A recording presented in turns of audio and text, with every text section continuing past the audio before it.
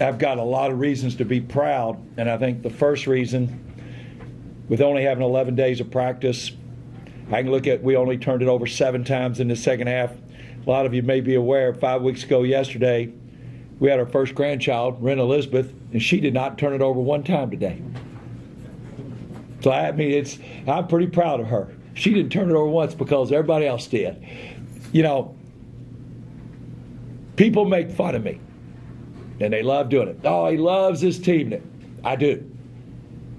And if you're with them every day, Doug forgot something in the office last night, went back in the office 8:45, and there's a senior and a freshman in there getting shots up. 8:45 on a Saturday night. And when you know, look in our locker room, you got Bo Braden, who's been at, you know, played at DeSales, went to Centers, coached at Tennessee, he's coached at Moorhead, at Bellarmine, his second stint. Doug, you know, a GA at Xavier after playing at Bellarmine, on to Louisville and into Eastern Kentucky. Myself, Felton, 13 years in the NBA, 4 years at Louisville. A lot of basketball games. And you ask to a man, when you don't have to coach effort and you don't have to coach desire, it's a lot of fun to coach. And we never have to do that with these guys. And again, we've had 11 days of practice. So we are thrilled. And we must play a lot cleaner to play better. And it's one thing if that comes from just the staff, but it's coming from the confines of that locker room. So that is on the 28th of October. That's a great attitude to embrace when everybody wants the same thing. The players, the staff, the support staff, etc. So, you know, again, I said over and over, we appreciate the administration with Dr. Ben DePuty and Coach, you know, and Vince Tyree and Coach Mack and his staff, because it's a tough week in this community. And I wish we'd have filled this place today with people that could turn the corner. Whether we like it or not, all those players out there are our answer going forward. They got to have the answer. A lot of problems right now. They got to be the leaders. And that was a tough game where everybody gave it everything they could. I know it helped us. I hope it helped them. Questions?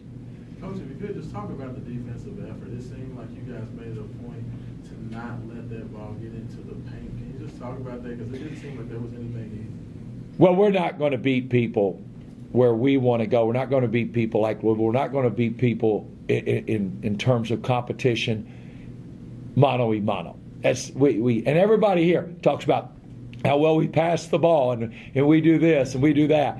Well, we must, and this was a great example. I was incredibly proud of our team defense. We cannot stop Stephen Enoch one-on-one. That ain't going to happen. VJ King, you know, Darius Perry. I mean, you just take them all. Jordan Moore. We can't do it. But team-wise, that's how we have to play. You know, and everybody talks about we pass it so well and we shoot it so well. You know, they haven't changed the rules. They don't. It's not make it, take it like in the park. Every time we score, they do get the ball. And these guys really buy in on the team defense concept. It's fun to coach it. I mean, our goals defensively where our goal was 40, under 40. They shot 40 right on the number. Hold them to 10 offensive rebounds. They got 9, or they got 9. I mean, really, really proud of that team defense concept. And the great thing about college basketball at all levels, like the second half, you know, it's one thing when they're in front of your bench and everybody's calling out everything. But in the second half, at that other end, they only have each other. We prepare them in practice every day. But at the end of the day, when they leave that huddle, who do they ultimately have? Each other. And it's fun to coach. You've got guys on your team at the 4 and 5 spots who can shoot really well. So, you know, what did you think of how well Enoch was shooting the ball kind of from all Well, I saw him last Sunday. We knew he could hit him. He never made one in his career. We knew that, but we saw him hit him last Sunday, and those are 2 big shots, no question. I mean, you give him credit. I mean, he jumped up and stuck them.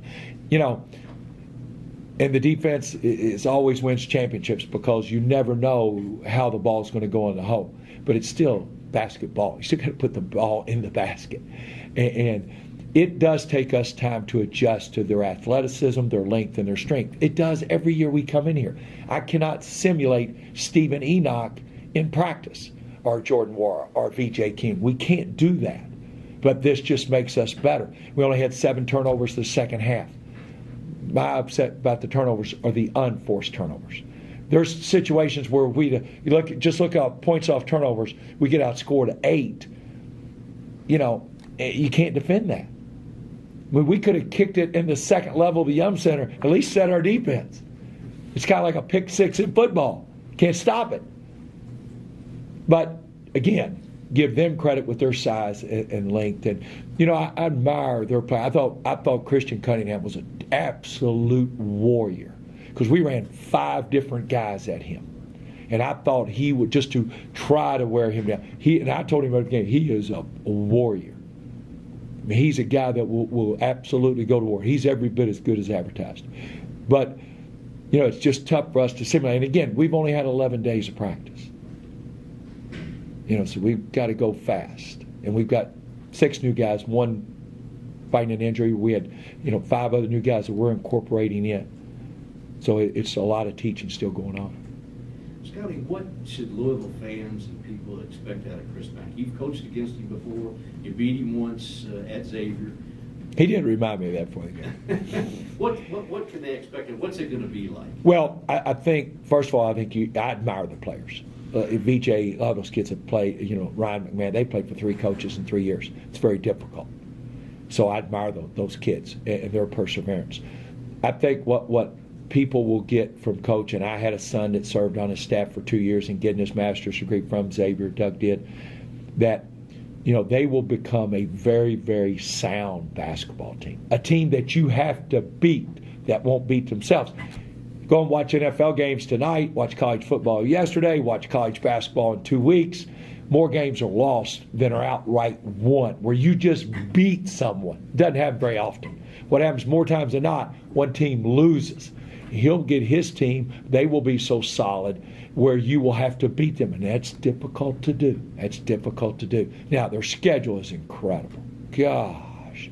I mean, I look at it, and I look at the random polls that come out or all the publications, and I just shake my head. Wow. I mean, it is difficult. Coach, in terms of how your team was scoring the basketball, it seemed like it was a concerted effort for your bigger guys to kind of stretch the defense out. Was that something just for this game? No, that's us. No, that's how we play. No. We love to take, if bigs have a hard time guarding us, we can step out with them, and if they put a smaller on them, we're going to go post you up. That's just coaching basketball players, not positions. We got people who try to guard Adam Eberhardt with small, quick guys, and we're going to go and post him in the arc, and he's going to wear him out. So now they go big, and he stretches the floor. It's bend wire. Now that's just, I think, coaching basketball instead of robots. We just don't do that. It's proud of them. I mean, I really enjoy watching. I mean, the turnovers, it's unbelievable. But not one guy woke up this morning and said, I'm going to turn it over and upset coach. Trust me, they didn't. They're in there trying to do what we ask as hard as anybody I've ever coached. I'll tell you this, you can write it down on October 28th. That's a very, very special group of young men in there, without a doubt. And I know, if it wasn't, I wouldn't sugarcoat it. I just wouldn't say anything. I'm comfortable enough. That is an incredibly special group of young men. Off the court, on the court, academically, athletically, and socially. They really are. Tyler Jenkins is going to have his MBA from Bellarmine next December. Pretty good. Anything else for Coach? Thanks. Thank you, guys and ladies.